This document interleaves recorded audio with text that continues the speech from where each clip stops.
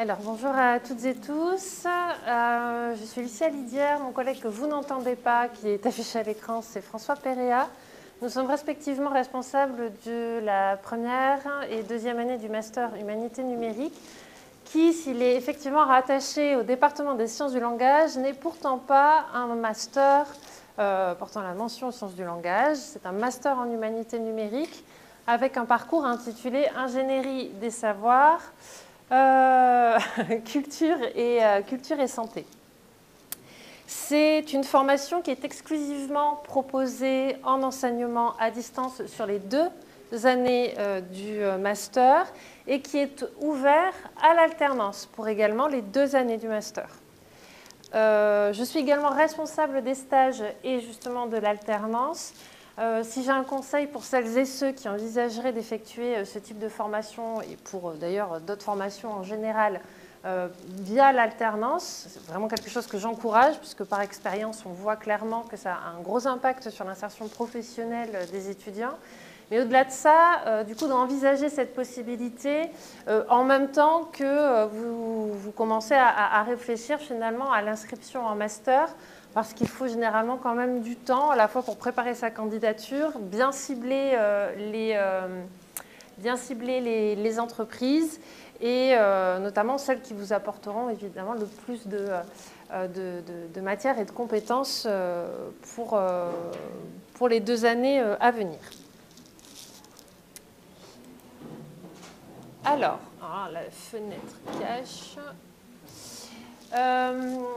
C'est un master qui a deux grands objectifs, on va le dire comme ça.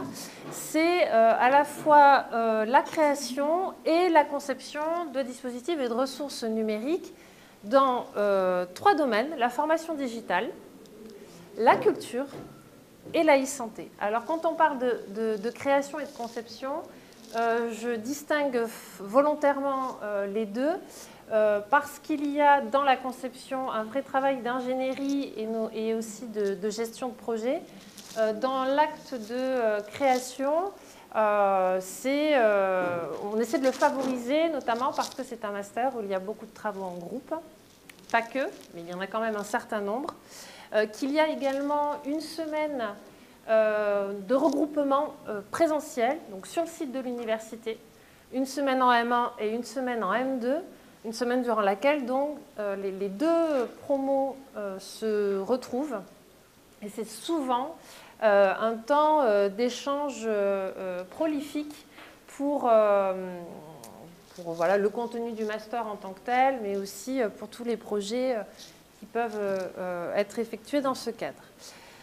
Dans ce cadre, justement, donc, on forme les étudiants, ça c'est, on va dire, des sous-objectifs, on forme les étudiants à l'analyse de données qui sont produites par les technologies de la communication, mais aussi les technologies qu'on peut employer dans le champ de la médiation et aussi celui de la recherche, puisque les humanités numériques sont avant tout un champ pluridisciplinaire qui investit donc la question du numérique, qui produit des données, mais aussi qui fait en sorte de les partager. Voilà. Alors, vous avez nos coordonnées à l'écran, également ceux du secrétariat, mais je pense que c'est évidemment le même pour toutes les formations. En termes de connaissances et de compétences, le master humanité numérique nécessite avant tout d'avoir une certaine appétence pour les technologies. Et quand je dis appétence, ce n'est pas qu'on demande d'avoir un niveau informatique ou un niveau en codage, par exemple, excellent, c'est absolument pas. En revanche, d'avoir la curiosité, mais aussi la curiosité de découvrir divers outils, diverses applications et de savoir...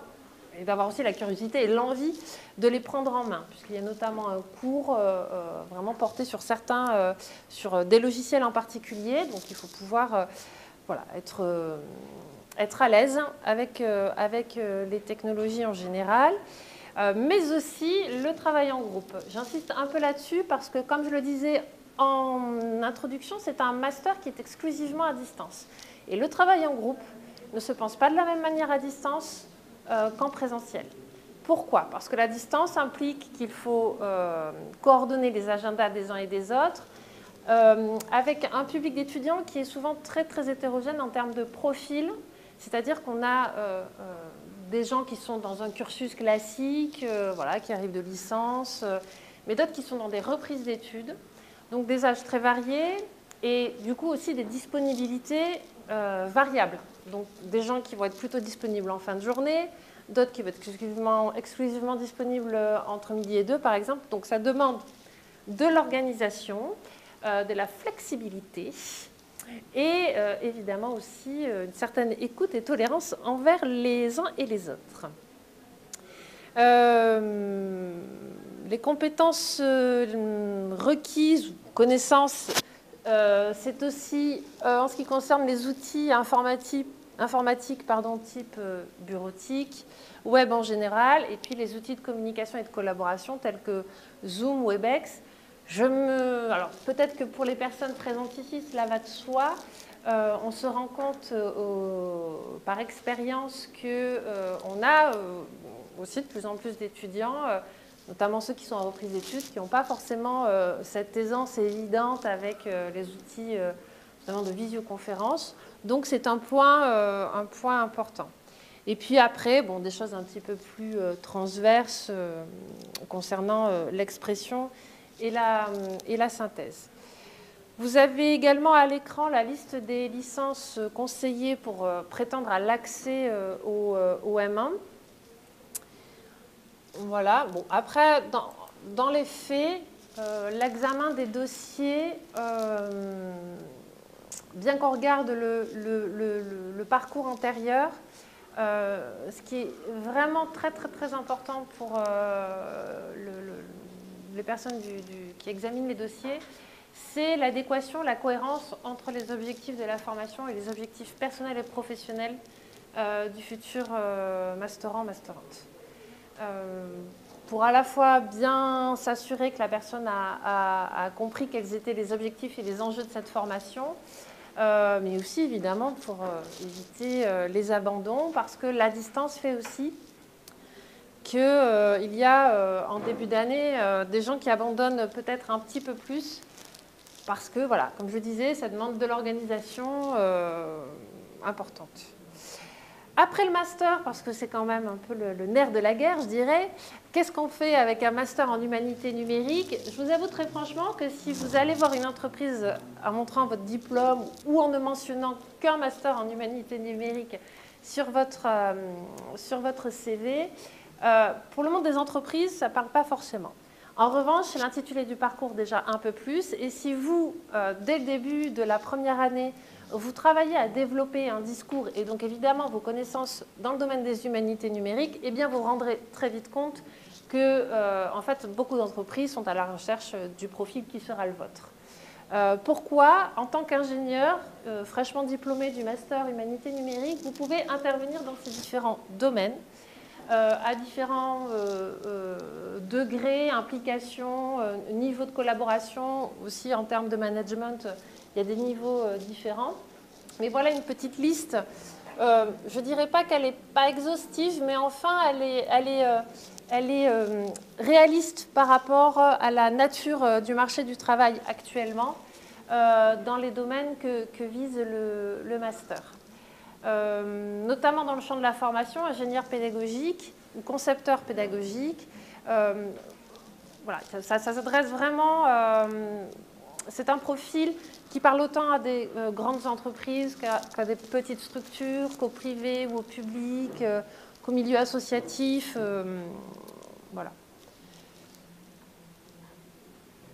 Évidemment, après le master, on l'a mis en bas, mais c'est aussi un élément important. Après le master, vous avez la possibilité, selon évidemment les conditions de l'école doctorale, mais aussi qui vous trouverez pour encadrer, de faire une thèse donc, de doctorat en sciences du langage, puisque la plupart de l'équipe pédagogique sont issus des sciences du langage. Nous avons aussi dans cette équipe, comme pour la plupart des autres masters, des personnalités professionnelles donc qui ne travaillent pas à l'université et qui interviennent sur différents enseignements. Et donc, je terminerai par ça. En M1, des enseignements comme données, droit et numérique, ou encore l'enseignement de gestion de projet sont assurés par des gens extérieurs, des professionnels de la gestion de projet et d'autres qui travaillent dans le droit. Au semestre 2, on a des enseignements, alors à la fois, je dirais, des enseignements assez forts, assez représentatifs du master, qui sont culture et médiation numérique et ingénierie numérique. Donc là, on est vraiment dans le cœur de métier, on vous apprend la conception, on est là pour motiver votre esprit créatif aussi. Et d'autres enseignements comme interaction et vidéocom et interaction et dispositifs de médiation numérique qui vont vous donner davantage de clés analytiques. Mais c'est ça aussi, c'est une force de cette formation. C'est les clés qu'on donne aussi à nos étudiants pour à la fois être, je dirais, opérationnels dans le milieu professionnel à la sortie avec le master en poche, mais tout en revendiquant à la fois l'esprit critique et analytique qu'on se doit d'avoir aujourd'hui dans le monde numérique. Pour le M2, semestre 3, vous voyez encore là des enseignements articulés autour de la question de la pédagogie, l'apprentissage des langues. Et puis, on commence à lancer un peu la machine, puisque c'est un semestre où on commence à former nos étudiants sur la question du mémoire, d'accord ? De la méthodologie de recherche de manière un petit peu plus large. Donc ça, c'est quand même, évidemment, comme pour la plupart des masters, un pivot hein, dans l'obtention de la formation. C'est aussi une année importante parce que c'est l'année où vous aurez un stage obligatoire. D'accord ? Donc c'est une année très dense. Il y a les cours, il y a le stage, il y a le mémoire. Concernant les stages, j'invite d'ailleurs les étudiants en général à, certes, effectivement, il y a ce stage obligatoire en M2, mais à faire des stages dès la première année, des stages facultatifs. Plus on en fait, mieux c'est. Et puis au semestre 4, donc la remise, entre autres choses, du mémoire de recherche et du mémoire professionnel. Je pense que j'ai dû atteindre la durée d'intervention. Alors si personne ne m'arrête, je continue. Alors, j'ai une petite dernière chose néanmoins, c'est aussi sur la valeur du travail universitaire qu'on donne dans le cadre de ce master. C'est-à-dire que j'ai évoqué avec vous le travail collaboratif, donc le travail collaboratif à distance. Le mode projet est aussi une méthode pédagogique qu'on développe pas mal, mais on est aussi dans une démarche aussi et surtout d'interaction avec l'extérieur. Donc on a de nombreux partenaires à l'extérieur de l'université avec lesquels on monte des projets, on fait interagir les étudiants M1 avec les M2 sur plusieurs cours. Donc M1 et M2 sur certains projets travaillent ensemble. Remettre des propositions à des commanditaires. Il y a des jurys, des passages où les étudiants présentent leurs projets. Donc on essaie vraiment de multiplier les opportunités d'interaction avec l'extérieur et donc je dirais de mettre à profit l'expérience de la formation. Je vous remercie pour votre écoute et puis bon courage pour la suite.